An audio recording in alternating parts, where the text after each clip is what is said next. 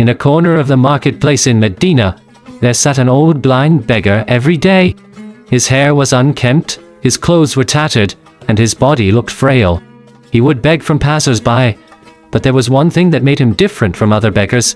He constantly cursed and insulted someone he had never met in person. "Do not go near Muhammad. He is a sorcerer, a liar. He only brings harm," he would shout hoarsely to anyone who approached. However, every morning, a man would come to him. This man never said a word. He simply sat beside him, took some bread from his pouch and gently fed the beggar with his own hands. The blind beggar never knew who this kind man was, but he always enjoyed the bread that was given to him, so lovingly. Days passed until one day, the man who usually fed him did not come anymore. The blind beggar felt something was missing, but he did not know what had happened. A few days later, a young man came to him and tried to feed him as usual. However, the beggar immediately rejected him. "Who are you? You are not the person who used to feed me," he said angrily. The young man was surprised. "How do you know?" he asked. "The one who used to feed me always did it gently, never making it difficult for me. His hands were full of kindness and he never hurt me," replied the blind beggar.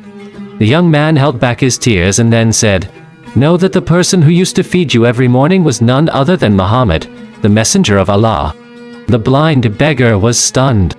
He could not believe what he had just heard. "Muhammad? The one I always cursed and insulted? But why did he still feed me with kindness without ever getting angry?" The young man nodded. "The Prophet always taught love and kindness, even to those who hated him."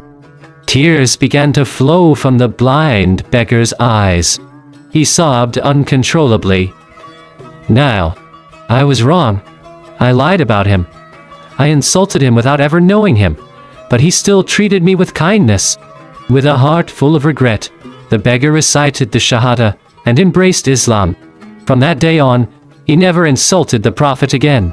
Instead, he became one of those who would always tell others about the greatness of the Prophet's character. Lessons from this story. Update. This story teaches us the extraordinary character of Prophet Muhammad. He never repaid evil with evil, but with kindness and compassion. May we all strive to follow his example in our daily lives. The best of people are those who are most beneficial to others. Hadith Ahmad.